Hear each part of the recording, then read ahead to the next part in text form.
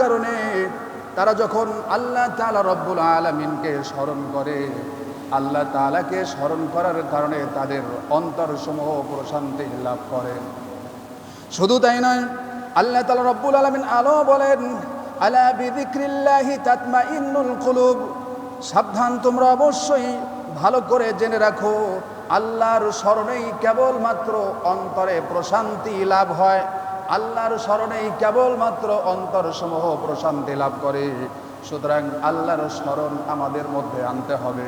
যে অন্তরের মধ্যে আল্লাহর স্মরণ নাই, আল্লাহর জিকির নাই, যে অন্তরের মধ্যে আল্লাহর হুকুম আহকাম পালন নাই, ওই অন্তর যত কোটি টাকার মালিক হোক না কেন, ও কখনো তার অন্তরে শান্তি পেতে পারে না। ঠিক কি না? যত কোটি টাকার মালিক হোক না কেন, আল্লাহর স্মরণ না থাকার কারণে, আল্লাহর স্মরণ না থাকার কারণে ওই ব্যক্তির অন্তরে কখনো প্রশান্তি আসতে পারবে না।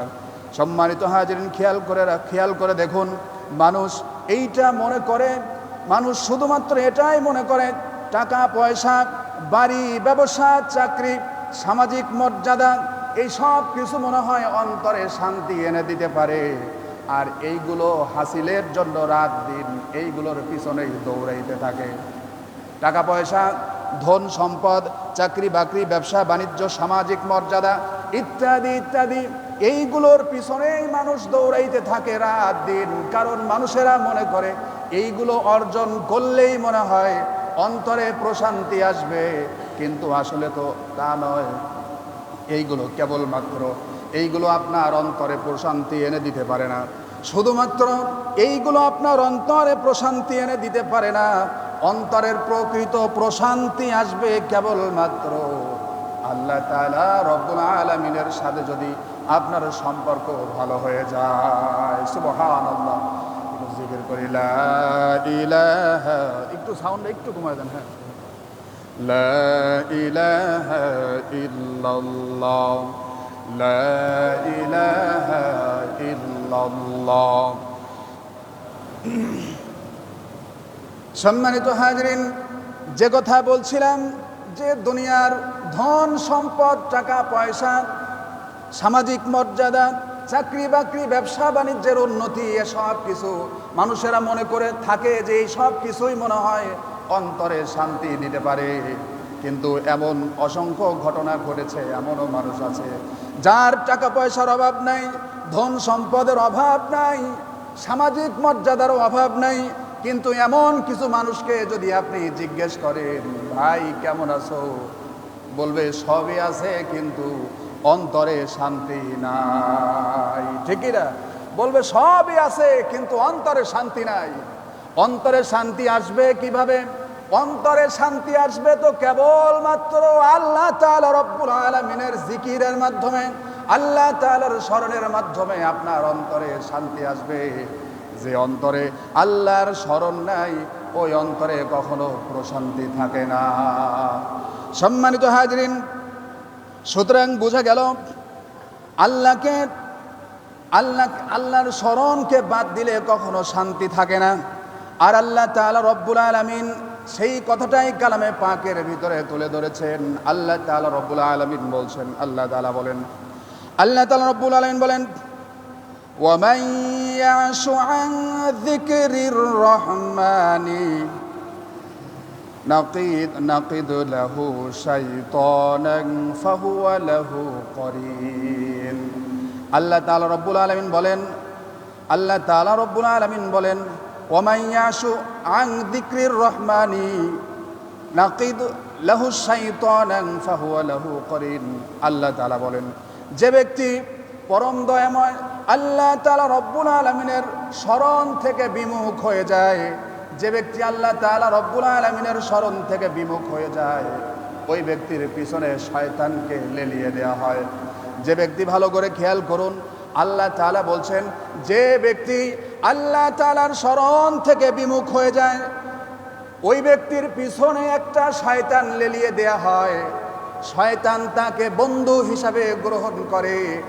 আর যে ব্যক্তিকে শয়তান বন্ধু হিসাবে গ্রহণ করে, ওই ব্যক্তি দুনিয়া এবং আখিরাত কোনো জায়গায় শান্তিতে থাকতে পারে না। ঠিক না?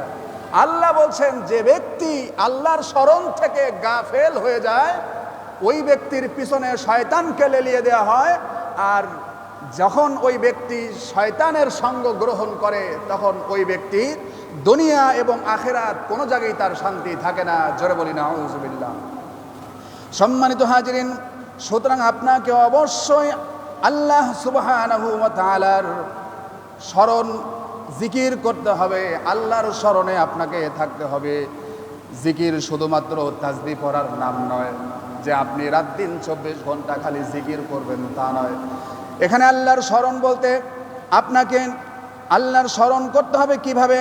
আল্লাহকে 1 নাম্বার স্মরণ করা, হুকুম আহকামগুলো পালন করা, নিষেধগুলো থেকে দূরে থাকা, কোরআন তেলাওয়াত করা, কোরআন তেলাওয়াতের মাধ্যমে আল্লাহর স্মরণ, নামাজের মাধ্যমে আল্লাহকে স্মরণ করা, দোয়ার মাধ্যমে আল্লাহকে স্মরণ করা, ইস্তেগফারের মাধ্যমে আল্লাহ তাআলা রব্বুল আলামিনকে স্মরণ করা, আল্লাহর আদেশ পালন এবং সমস্ত গুনাহ থেকে বেঁচে থাকার মাধ্যমে আল্লাহকে স্মরণ করতে হবে। আল্লাহকে যদি স্মরণ করতে চান শুধুমাত্র জিকির নয়, আপনাকে আল্লাহকে স্মরণ করতে হবে, জিকিরও করতে হবে, কোরআন তেলাওয়াত করতে হবে, ইস্তেগফার করতে হবে, আল্লাহর হুকুম আহকাম মানতে হবে, গুনাহ থেকে বেঁচে থাকতে হবে। এভাবে যদি আপনি সর্বদা আল্লাহকে স্মরণ করতে থাকেন তাহলে অবশ্যই আল্লাহ তাআলাও আপনার উপর খুশি হয়ে যাবেন। জোরে বলি সুবহানাল্লাহ। সম্মানিত হাজিরিন, এবার আসুন যারা বেশি বেশি আল্লাহ তাআলা রব্বুল আলামিনকে যারা বেশি বেশি স্মরণ করে তাদের সম্পর্কে আল্লাহ তাআলা রব্বুল আলামিন বলছেন, আল্লাহ তাআলা রব্বুল আলামিনকে বেশি বেশি স্মরণ করা এটা হলো প্রত্যেকটা মানুষের উপর আল্লাহর হুকুম। আল্লাহ হুকুম করেছেন যে আমার বান্দা তোমরা আমি আল্লাহ তাআলা রব্বুল আলামিনকে স্মরণ করবে। আল্লাহ হুকুম করেছেন এটা যে আমাকে স্মরণ করতে হবে, এটা হুকুম আল্লাহর। কারণ বান্দা যদি আল্লাহর স্মরণ থেকে গাফেল হয়ে যায় ওই বান্দার পিছনে আল্লাহ তাআলা শয়তানকে লেলিয়ে দেন। জোরে বলি না আউযুবিল্লাহ। আল্লাহ তাআলা রব্বুল আলামিন বলেন, ইয়া আইয়ুহাল্লাযীনা আমানু যকুরুল্লাহা যিকরান কাসীরা। আল্লাহ তাআলা রব্বুল আলামিন বলেন, হে মুমিনগণ তোমরা আল্লাহ তাআলা রব্বুল আলামিনকে বেশি বেশি স্মরণ করো। এটা আল্লাহ হুকুম করেছেন, ইয়া আইয়ুহাল্লাযীনা আমানু যকুরুল্লাহা যিকরান কাসীরা। আল্লাহ বলেন, হে মুমিনগণ তোমরা বেশি বেশি আল্লাহ তাআলা রব্বুল আলামিনকে স্মরণ করো। আল্লাহ তাআলা রব্বুল আলামিনকে যদি বেশি বেশি আমরা স্মরণ করতে পারি তাহলে আল্লাহ তাআলা রব্বুল আলামিন বলেন, তোমরা যদি আমাকে দুনিয়াতে স্মরণ করো আমিও তোমাদেরকে স্মরণ করব। জোরে বলি সুবহানাল্লাহ। আমরা যদি আল্লাহ তাআলাকে দুনিয়াতে সর্ব অবস্থায় আল্লাহকে দুনিয়াতে স্মরণ করি তাহলে আল্লাহ তাআলাও আমাদেরকে স্মরণ করবেন যখন বিপদে পড়ে যাব। হাসরের কঠিন মুসিবতের দিন প্রত্যেকটা মানুষ ইয়া নাফসি ইয়া নাফসি ইয়া নাফসি ইয়া নাফসি বলে কাঁদতে থাকবে। সেই দিন কেউ কারোর কোনো উপকার করতে পারবে না। মা তার সন্তানকে ভুলে যাবে, সন্তান তার মাকে ভুলে যাবে, পিতা তার সন্তানকে ভুলে যাবে, কেউ কারোর কোনো উপকার করতে পারবে না। আল্লাহ তাআলা রব্বুল আলামিন বলছেন, তুমি আমাকে স্মরণ করো, তোমার যখন বিপদ আসবে ওই সময় আমি আল্লাহ তাআলা তোমাকে স্মরণ করব। জোরে বলি সুবহানাল্লাহ। আল্লাহ তাআলা রব্বুল আলামিন বলেন, ফাযকুরুনি আযকুরকুম ওয়াশকুরুনি ওয়ালা তাকফুরুন। আল্লাহ তাআলা বলেন, ফাযকুরুনি তোমরা আমি আল্লাহ তাআলা রব্বুল আলামিনকে স্মরণ করো, আযকুরকুম আর আমি তোমাদেরকে স্মরণ করব, ওয়াশকুরুলি তোমরা আমি আল্লাহ তাআলা রব্বুল আলামিনের কৃতজ্ঞতা প্রকাশ করো, ওয়ালা তাকফুরুন খবরদার খবরদার তোমরা নাফরমান বান্দা হয়ে যেও না। সুতরাং আল্লাহ বলছেন যে তোমরা যদি আমি আল্লাহ তাআলাকে স্মরণ করো তাহলে আমি তোমাদেরকে স্মরণ করব। আপনি যদি দুনিয়াতে বসে আল্লাহকে স্মরণ করেন আল্লাহ তাআলা আপনাকে 7 আসমানের উপরে আল্লাহ তার আরশে বসে ফেরেশতাদের সামনে আপনাকে স্মরণ করছে। আপনি দুনিয়াতে বসে মানুষের মাঝে আল্লাহকে স্মরণ করছেন আর আল্লাহ তাআলা রব্বুল আলামিন ফেরেশতাদের মজমায় আপনার কথা স্মরণ করছেন। জোরে বলি সুবহানাল্লাহ। এর চাইতে বড় কি আছে? আপনি আল্লাহকে স্মরণ করছেন দুনিয়াতে, আর আল্লাহ আপনাকে স্মরণ করছে আরশে। জোরে বলি সুবহানাল্লাহ। শুধু তাই নয়, আপনি আল্লাহকে স্মরণ করছেন দুনিয়াতে, আল্লাহ আপনাকে স্মরণ করবেন হাসরে। যেদিন কঠিন বিপদ হয়ে যাবে, ওই দিন আল্লাহ তাআলা আপনাকে স্মরণ করবেন। এর চাইতে বড় কিছু তো আর বান্দার জন্য থাকতে পারে না। সুবহানাল্লাহ। সুতরাং আল্লাহ তাআলাকে বেশি বেশি করে স্মরণ করতে হবে।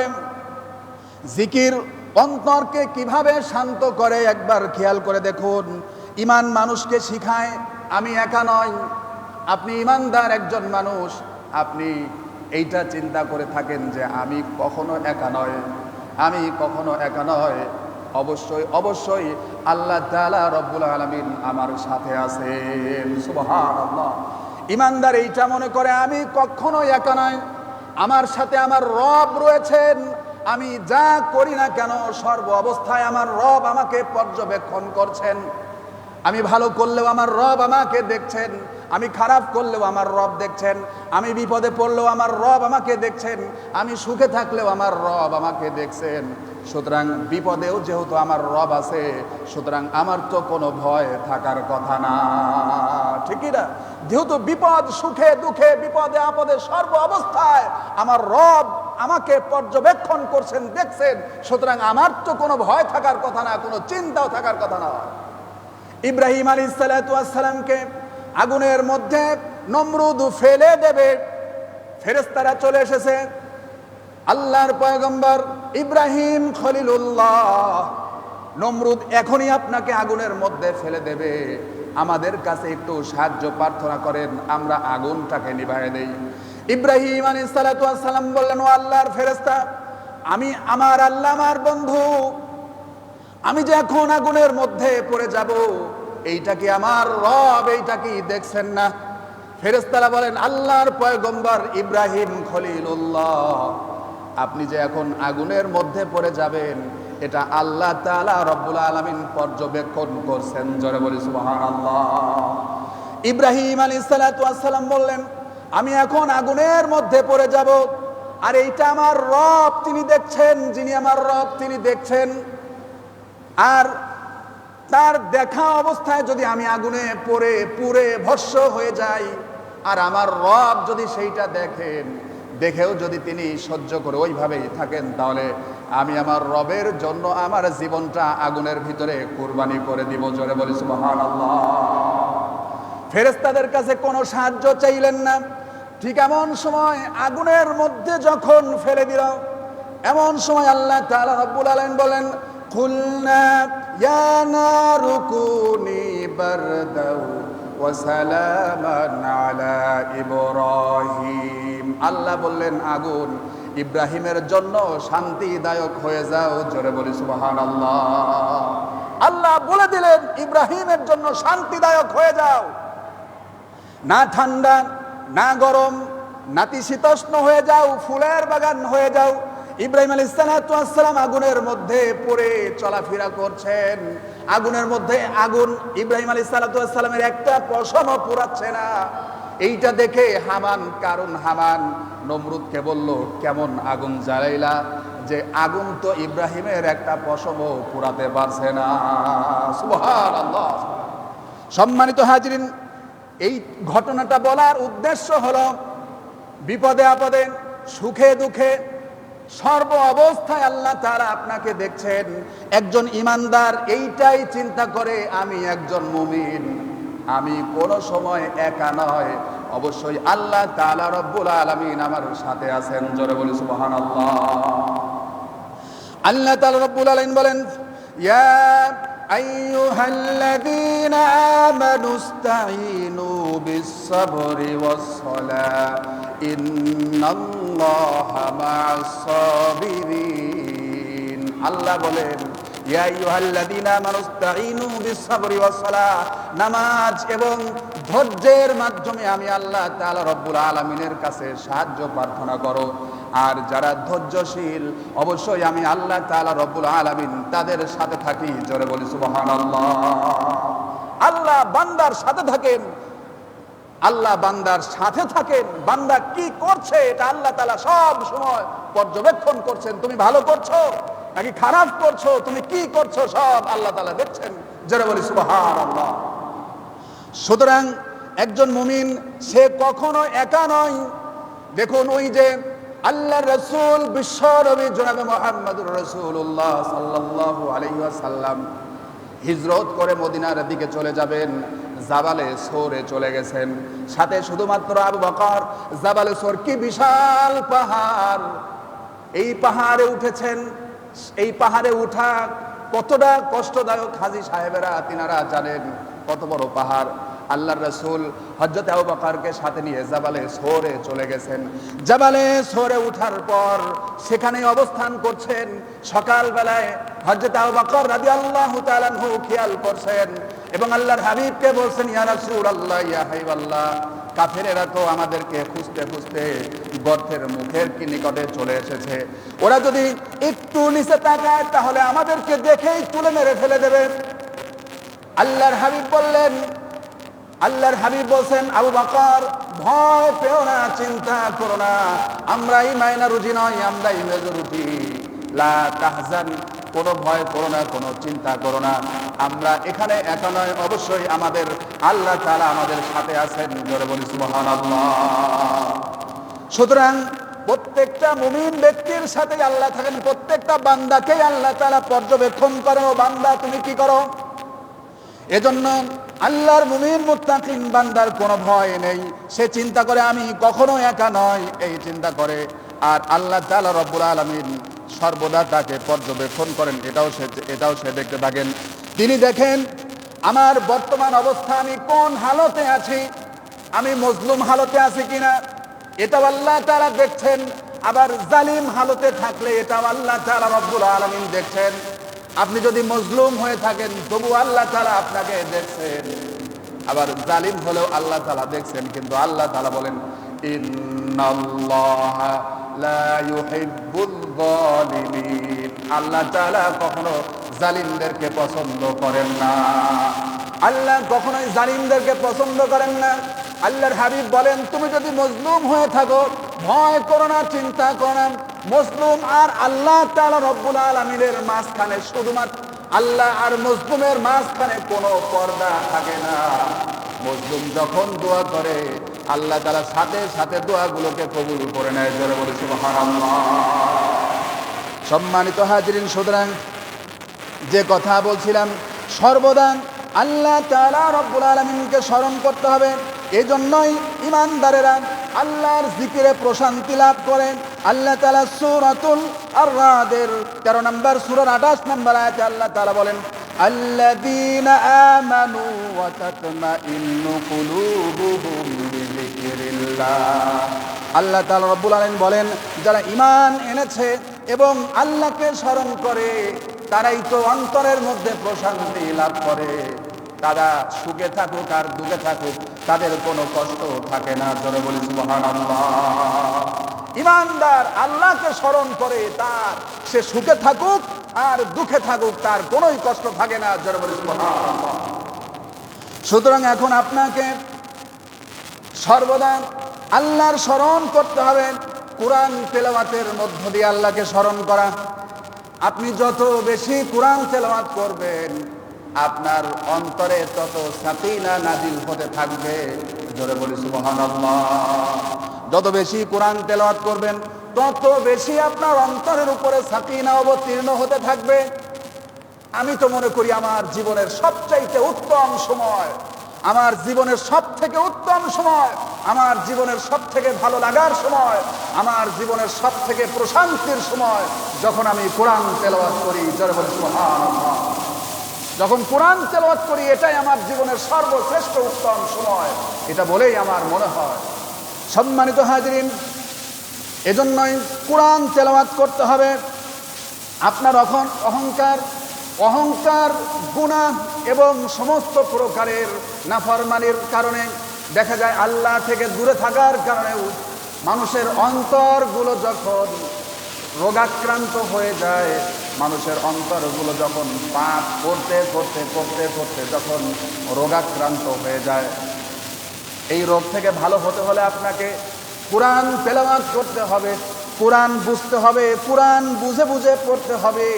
প্রতিদিন যদি আপনি কোরআন তেলাওয়াত করেন আর বোঝেন, তাহলে কোরআন আপনাকে সঠিক পথ দেখায় দেবে। জোরে বলি সুবহানাল্লাহ। আল্লাহ তাআলা রব্বুল আলামিন বলেন, অন্তর যখন মরে যাবে, তখন অন্তর মরে যায়, এই ভালো এই মরে যাওয়া অন্তরগুলোকে যদি তুমি ফিরাতে চাও, বাঁচাতে চাও, তাহলে অবশ্যই তোমাকে কোরআন তেলাওয়াত করতে হবে। আল্লাহ তাআলা রব্বুল আলামিন বলেন, ওয়ানুনাজ্জিলু মিনাল কুরআনি মা হুয়া শিফাউন ওয়া রাহমাতাল লিল মুমিনিন। আল্লাহ তাআলা রব্বুল আলামিন বলেন, আমি কোরআনের মধ্যে এমন কিছু নাজিল করেছি যা মানুষের জন্য শেফা। জোরে বলি সুবহানাল্লাহ। আল্লাহ তাআলা কোরআনের মধ্যে এমন কিছু নাজিল করেছেন যা মানুষের জন্য শেফা। জোরে বলি সুবহানাল্লাহ। মানুষের জন্য কেমন শেফা দেখুন। আপনি যদি কোরআন দিয়ে যদি আপনার আমলগুলোকে পরিচালনা করেন, কোরআন দিয়ে যদি আপনার আমলকে পরিচালনা করেন, তাহলে আপনার রূহ সুস্থ থাকবে। আবার কোরআন দিয়ে যদি আপনার দেহকেও পরিচালনা করেন, তবুও আপনার দেহও সুস্থ থাকবে। জোরে বলে সুবহানাল্লাহ। আল্লাহ তাআলা দুইটা জিনিসের সমন্বয়ে মানুষ তৈরি করেছেন। দুইটা জিনিসের সমন্বয়ে। কয়টা জিনিসের সমন্বয়? দুইটা জিনিসের সমন্বয়ে আল্লাহ তাআলা মানুষকে সৃষ্টি করেছেন। এক নাম্বার হলো রুহু, দুই নাম্বার হলো জিসম, দেহ। একটা হলো রুহু আর একটা হলো দেহ। এই দুইটা জিনিসকে একত্রিত করে আল্লাহ তাআলা দুনিয়াতে মানুষকে প্রেরণ করেছেন। জোরে বলি সুবহানাল্লাহ। দেহ আমরা পরে পেয়েছি, রুহু আগে হয়েছে, ঠিক কিনা? রুহু আগে আর দেহ পরে। আমাদের একটা জগৎ ছিল, সেই জগতের নাম হলো আলেমে আরাহা, যেটাকে বলা হয় রুহের জগৎ। আমরা সেখানে রুহের জগতে ছিলাম, ওই জগতে আমাদের দেহ ছিল না। যখন আমরা আলেমে আসবাবে চলে আসলাম দুনিয়ার জগতে, তখন আল্লাহ তাআলা রব্বুল আলামিন মায়ের পেট থেকে আমাদেরকে একটা দেহ দিয়ে দিয়েছেন। জোরে বলি সুবহানাল্লাহ। আল্লাহ তাআলা নিখুঁতভাবে সুন্দর করে আপনাকে একটা সুন্দর দেহ দান করেছেন। ইচ্ছা করলে কানা করে দিতে পারতেন, প্রতিবন্ধী করে দিতে পারতেন, ল্যাংড়া করে দিতে পারতেন, কিন্তু আল্লাহ তাআলা তা করেন নাই। আল্লাহ তাআলা আপনাকে সুন্দর একটা দেহ দান করেছেন, যে আমার বান্দা দুনিয়াতে এই সুন্দর দেহ দিয়ে আমার ইবাদত করবে, এজন্যই সুন্দর দেহ পাঠিয়ে দিলাম। আল্লাহ তাআলা রব্বুল আলামিন বলেন, ওয়ামা খালাকতুল জিন্না ওয়াল ইনসা ইল্লা লিয়াবুদুন। আমি মানুষ আর জিন জাতিকে কেবলমাত্র আমার ইবাদতের জন্যই সৃষ্টি করেছি। জোরে বলি সুবহানাল্লাহ। মানুষ আর জিনকে আমার ইবাদতের জন্যই সৃষ্টি করেছি। এখন যে কথা বলছিলাম, একটা হলো রুহু আর একটা হলো দেহ, এই দুইটাকে একত্রিত করা হলো। রুহের খাবার আল্লাহ তাআলা তৈরি করে দিয়েছেন, আবার দেহেরও খাবার আল্লাহ তাআলা তৈরি করে দিয়েছেন। যেখান থেকে রুহু সৃষ্টি হয়েছে, সেখান থেকে রুহের খাবারও সৃষ্টি করা হয়েছে। আবার যেখান থেকে দেহ তৈরি করা হয়েছে, সেখান থেকে দেহের খাবারও তৈরি করা হয়েছে। বোঝা যায়, আল্লাহ যেখান থেকে রুহু তৈরি করেছেন, সেখান থেকে রুহের খাবার তৈরি করেছেন। আর আল্লাহ তাআলা যেখান থেকে দেহ তৈরি করেছেন, সেখান থেকে দেহের খাবারও তৈরি করে দিয়েছেন। দেহ তৈরি হয়েছে দুনিয়ায় মাটি থেকে, মাটি থেকে দেহ তৈরি দুনিয়াতে, দেহ তৈরি দুনিয়ার, আর দেহের খাবারও মাটি থেকে। দেহ তৈরি হয়েছে মাটি থেকে, আবার দেহের খাবারও তৈরি হয়েছে মাটি থেকে। আম খান, জাম খান, কাঁঠাল খান, লিচু খান, কত কিছু ফল ফলাদি যাই খান না কেন, এগুলো আল্লাহ তাআলা রব্বুল আলামিন মাটি থেকে সৃষ্টি করেছেন। জোরে বলি সুবহানাল্লাহ। এখন আপনি যদি দেহকে সুস্থ রাখতে চান, তাহলে দেহকে কি দিতে হবে? খাবার দিতে হবে। আপনার দেহে যদি আপনি খাবার না দেন, তাহলে আপনার দেহ সুস্থ থাকবে না, দেহ মরে যাবে, বেঁচে থাকতে পারবে না। আপনার এই দেহে যদি দেহ তৈরি হয়েছে মাটি থেকে, দেহের জন্য মাটি থেকে খাবার উৎপন্ন করা হয়েছে, এই খাবার যদি দেহের মধ্যে না দেন, তাহলে আপনার দেহ দুনিয়াতে বাঁচবে না, মরে যাবে। আল্লাহ তাআলা আপনার রুহু তৈরি করেছেন তার হুকুম দিয়ে। কাফেররা জিজ্ঞেস করেছিল, রুহুটা কি আল্লাহর রাসূলকে জিজ্ঞেস করেছিল। আল্লাহ তাআলা তার হাবিবকে বললেন, ও আমার হাবিব, জানায় দেন রুহুটা হলো আমার হুকুম। জোরে বলি সুবহানাল্লাহ। কাফেররা জিজ্ঞেস করেছিল, ইয়া রাসূলুল্লাহ, কাফেররা জিজ্ঞেস করেছিল মুহাম্মদ সাল্লাল্লাহু আলাইহি ওয়াসাল্লাম, রুহ কি?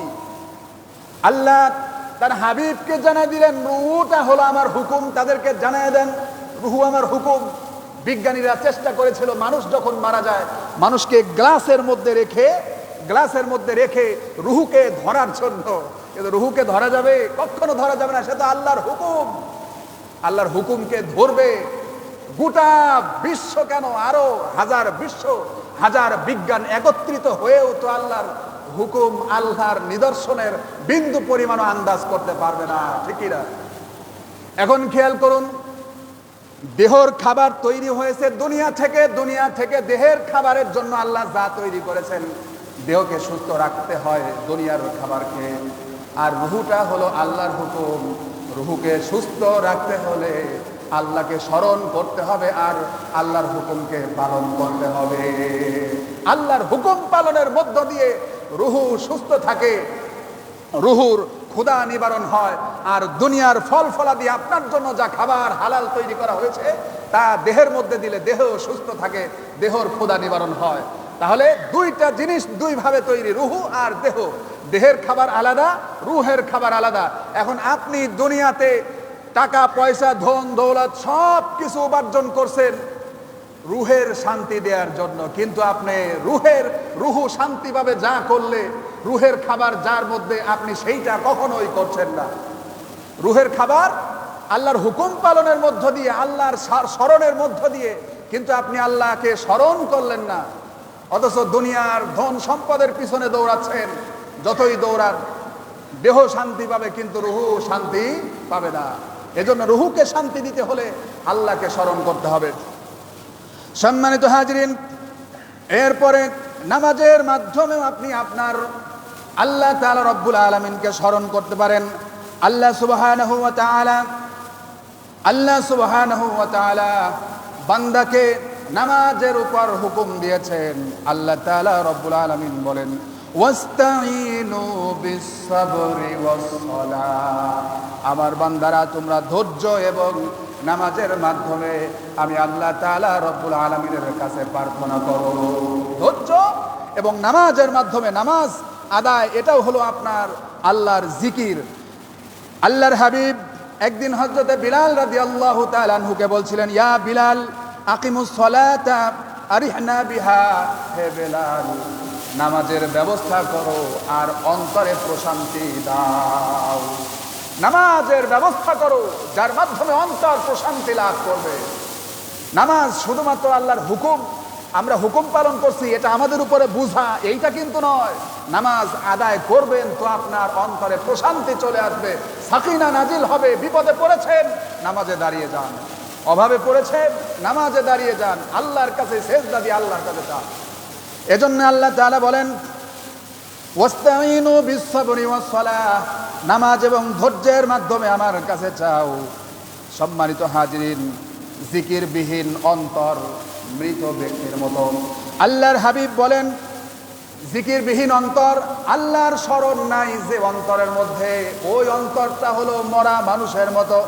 আল্লাহর হাবিব বলেন, বুখারী শরীফের 6407 নম্বর হাদিস, আল্লাহর হাবিব বলেন, মাসালুল্লাযী ইয়াযকুরু রাব্বাহু ওয়াল্লাযী লা ইয়াযকুরু মাসালুল হাইয়্যি ওয়াল মাইয়্যিত। আল্লাহর হাবিব বলেন, জিকিরকারী ব্যক্তি আর জিকির ছাড়া ব্যক্তি, এই দুইজন হলো, তাদের উদাহরণ হলো মৃত এবং জীবিত মানুষের মতো। মৃত এবং জীবিত ব্যক্তির মতো যার অন্তরে জিকির আছে ওই ব্যক্তির তুলনা হলো জীবিত মানুষের সাথে, আর যার অন্তরে জিকির নাই ওই ব্যক্তি হলো মরা মানুষের সাথে। ওই ব্যক্তি দুনিয়াতে যদিও তার দেহ বেঁচে থাকে, প্রকৃতপক্ষে তার রুহু মরে যায়, আর রুহু মরে যাওয়ার কারণে সে জাহান্নামী হয়ে যায়। সুতরাং আমাদেরকে জিকির, আল্লাহর স্মরণ সব সময় থাকতে হবে। আল্লাহর হাবিব বলেন, আস-সাবিকুল মুফাররিদুন।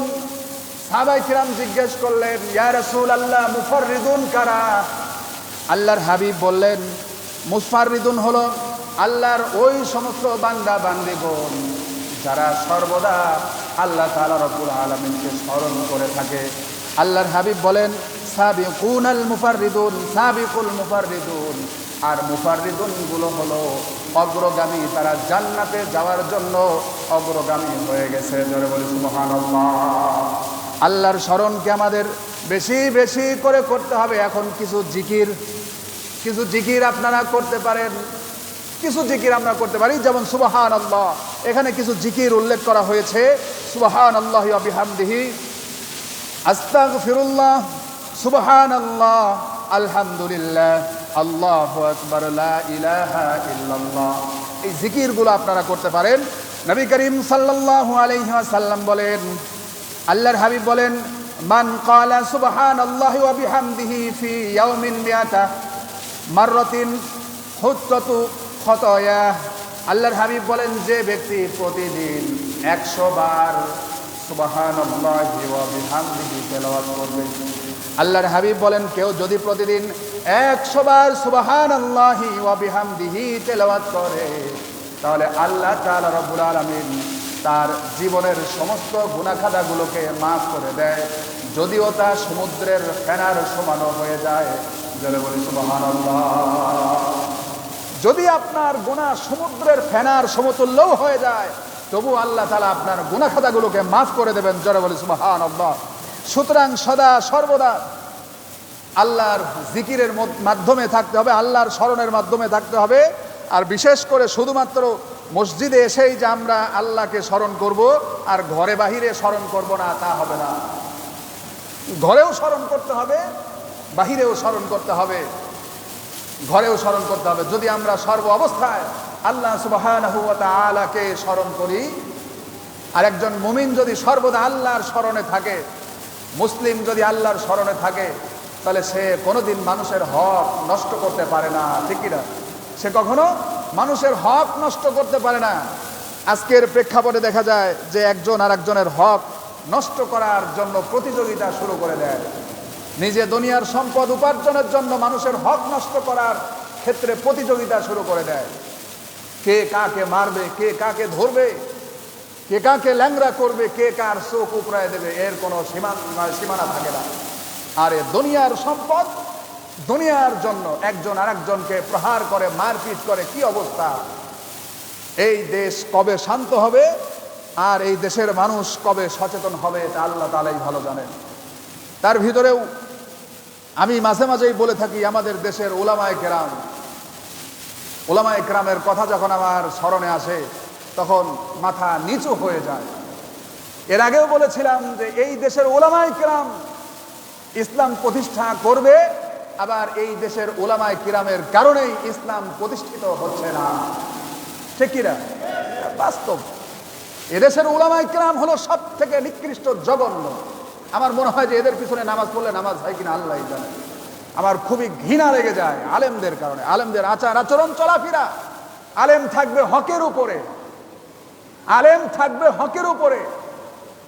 আর বর্তমান প্রেক্ষাপটের আলেমগণ আজকে না, এই সেই 1971-এর আগে থেকেই আলেমদের অবস্থা কি হয়েছে? আলেমদের অবস্থা হলো পা চাটা অবস্থা, যত বেশি চাটতে পারে। কারণ ওই যে যাকাত, ফিতরা, সদকা, এগুলো খেয়ে খেয়ে অভ্যাস।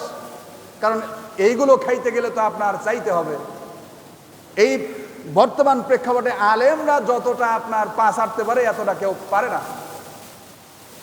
এদের কারণে ইসলাম প্রতিষ্ঠিত হচ্ছে না। আলেমে আলেমে মিল নেই, আলেমে আলেমে মিল নেই। একজন দেয় ডাইনের ফতুয়া, আর একজন দেয় বামের ফতুয়া। একজন দেয় ডাইন পক্ষে, আর একজন দেয় বাম পক্ষে। সবই হালাল। মানে যে ফতুয়া দিতে দিতে দিতে দিতে গুও হালাল বানায় ফেলছে। এমন অবস্থা, নিকৃষ্ট জাতি হয়ে গেছে। এটা আমার কথা না, এটা আল্লাহ তাআলার রাসূল, বিশ্ব নবী জনাবে মুহাম্মদুর রাসূলুল্লাহ সাল্লাল্লাহু আলাইহি ওয়াসাল্লাম তিনি স্পষ্ট ভাষায় বলে গেছেন, এক যুগের আলেম হবে সব থেকে নিকৃষ্ট। এটা কি আমার কথা? বুখারী শরীফ খোলেন, হাদিস পড়েন, চলে আসবে। এক যুগের আলেমগণ হবে সব থেকে নিকৃষ্ট।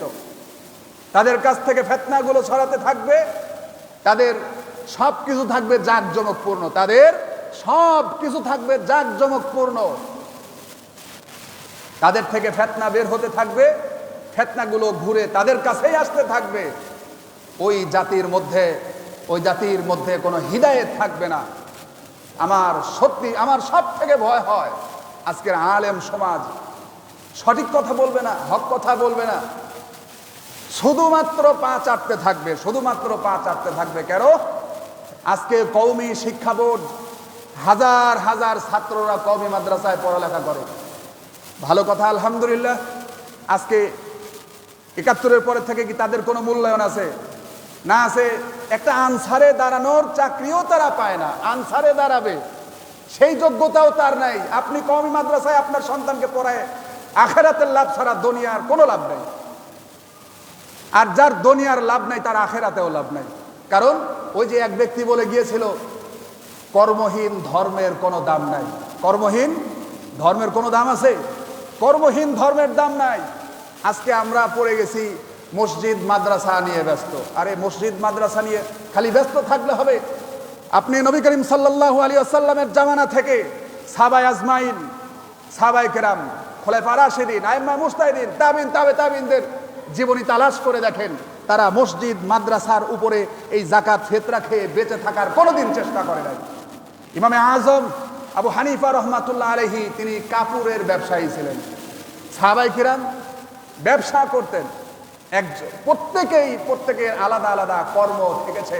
কিন্তু আমাদের জাতি আমাদের ইমামদেরকে এমন বানিয়ে ফেলেছে, হুজুর আপনি ব্যবসা করতে পারবেন না, হুজুর আপনি লাঙল দেন কেন, হুজুর আপনি দোকান করেন কেন, হুজুর আপনি ডাক্তারির দোকান দিলেন কেন, হুজুর আপনি এইটা করবেন কেন, আপনি তো ইমাম সাহেব, আপনি খালি শুধুমাত্র ইমামতিই করবেন। এমন একটা মন মানসিকতা তৈরি হয়ে গেছে। আর আলেম সাহেবরাও একেবারে অলসের কাতারে পড়ে গেছে। ধান চাষ করবে না, আবাদ করবে না, ক্ষেত খামার করবে না। আসলে কষ্ট থেকে বলতে হচ্ছে। কেন বললাম? এই যে এত বড় একটা শিক্ষা বোর্ড, অথচ কোন রাষ্ট্রের কোনো কল্যাণকরক কোনো কাজে আসছে না। কেন আসছে না? আপনি একটা আনসারে দাঁড়াতে পারে না, সরকারের কোনো একটা পদে যেতে পারে না। আমি এই পড়ালেখা করে আমার লাভটা কি? আমার তো এত দরকার ছিল না। কোরআনটা কোনো রকম পড়লে, বুঝলে, নামাজ কালাম শিখলে, ইসলাম সম্পর্কে আমার যতটুকুন জানার প্রয়োজন, এতটুকুন জানতে পারলেই তো বাস আমার হয়ে যায়। আমার যে এত বড় মুফতি মুহাদ্দিস হতেই হবে তার তো কোনো প্রয়োজন নাই। যদি এই পড়ালেখা করতেই হয় তাহলে তো আমার যদি এই এলেমটা দিয়ে যদি আমি রাষ্ট্রের কোনো কল্যাণকর কাজে আসতে পারতাম তাহলে কাজে লাগতো। আসলে আমি মনে করি আলেমদেরকে একটা বৈষম্যের কাতারে দাঁড় করানো হয়েছে, ঠিক কি না? আলেমদেরকে একটা বৈষম্যের কাতারে দাঁড় করানো হয়েছে। উচিত ছিল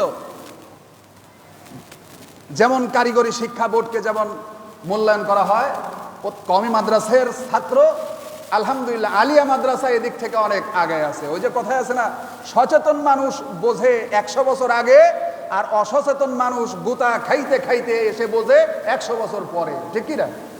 আলিয়া মাদ্রাসার ছাত্র জজ হচ্ছে, ব্যারিস্টার হচ্ছে, আনসারে দাঁড়াচ্ছে, ইউনিভার্সিটিতে চান্স পাচ্ছে, সর্ব অবস্থায় সারা মহলে তারা দেশের জন্য, রাষ্ট্রের জন্য, জনগণের জন্য, সবার জন্য কল্যাণকর কাজে অংশগ্রহণ করতে পারছে। কিন্তু কওমি মাদ্রাসার ছাত্ররা পারছে না, তাদেরকে আলাদা করে রাখা হয়েছে।